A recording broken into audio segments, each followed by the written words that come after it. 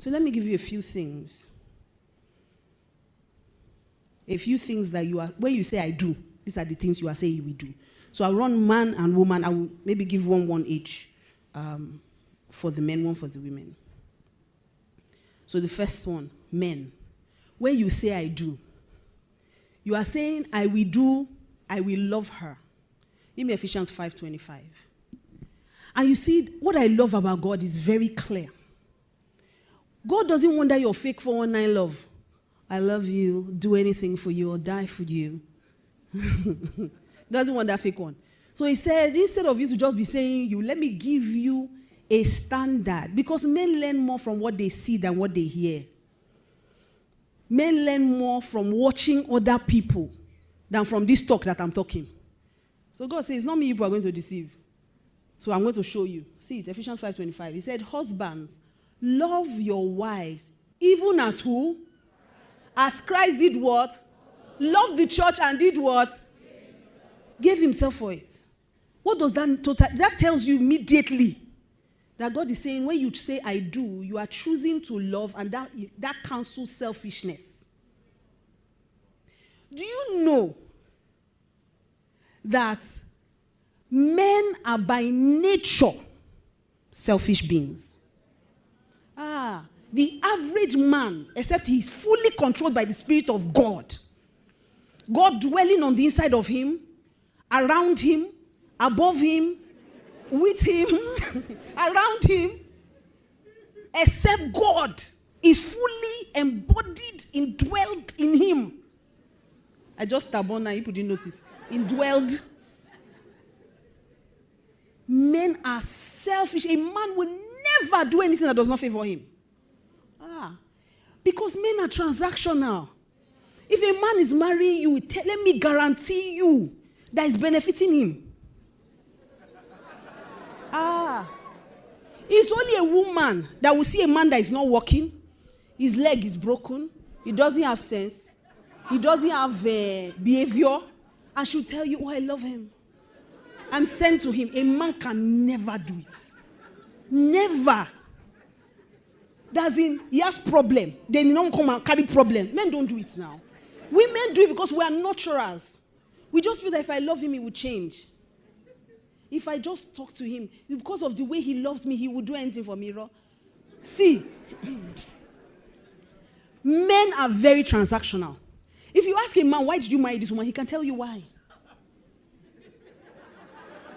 Very clearly. Either she's doing this thing for me, she looks good on my hand, or she makes me feel good about myself. A woman's answer is, I love him. What does that even mean? So God says, let me help these men. When you say you are going to get married to someone, it means that you are deciding to lay down your life. It means that you no longer exist. You will always put her above yourself. He says, as Christ loved the church. And let me tell you, Jesus did not love us with words. He did not send us with text message. He did not do selfie with us. He did not do those things.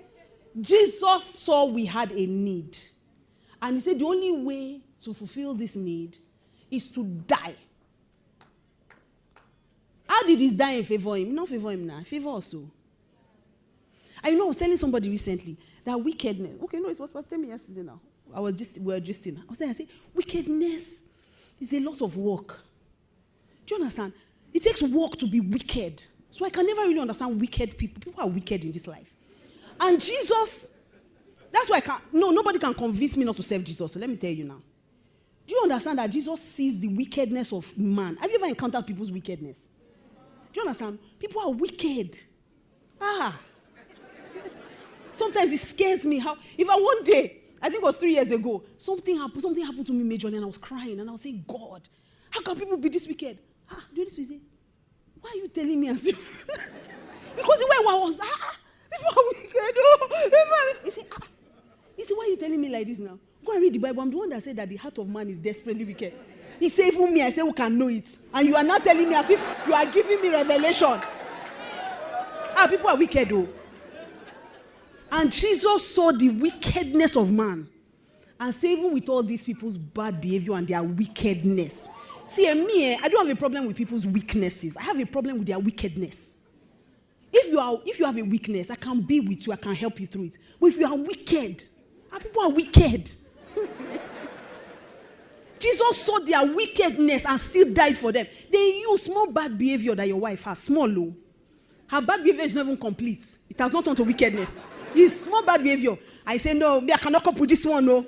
You are going to your father's house. I cannot, this is not what I signed up for. Sir, this is what you signed up for.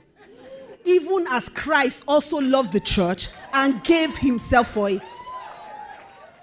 So when you say I do, you are saying I'm ready to die for you. Whatever you need me to be for you, I will be for you. And this is a big deal for men because men are not created like that. Men are literally all man for himself, God for us all. That's how men are. You go to sort yourself out. If a man enters a house and there's one plate of food, what will he do? He will eat it. He will eat it. And if he's in a good mood, he will call you. Omo, the food where there, if you get plans, arrange yourself, I don't chop them. But if a woman comes home and there's one plate of food, she will be hungry and start cooking. She won't even think, let me eat this one, I have power to cook. She will say, let me be cooking first. In case somebody comes in, they can eat this one while the other man. You're not going to even remain for you. At least, uncle, eat half and leave for me. No. So that's what you are pledging to do. You are saying, I'm going to lay down my life. I'm putting aside selfishness. I will think of you first. If there's one car in the house, you will be driving the car. I will be trekking till I have enough sense to buy another one. Women, you won't celebrate now.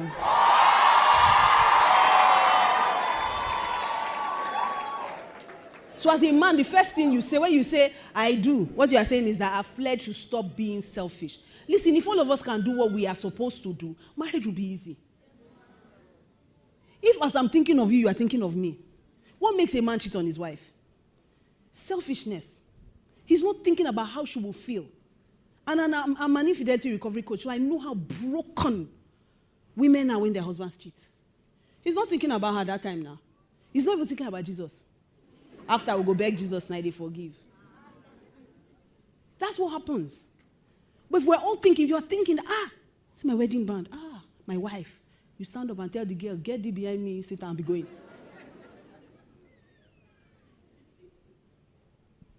So the first thing as a man you're saying you will do is you will love. Men say, I will love her. So Christ said, you, when you find her, single brothers who are saying, I will love her. Ooh. But say it again, say, I will love her.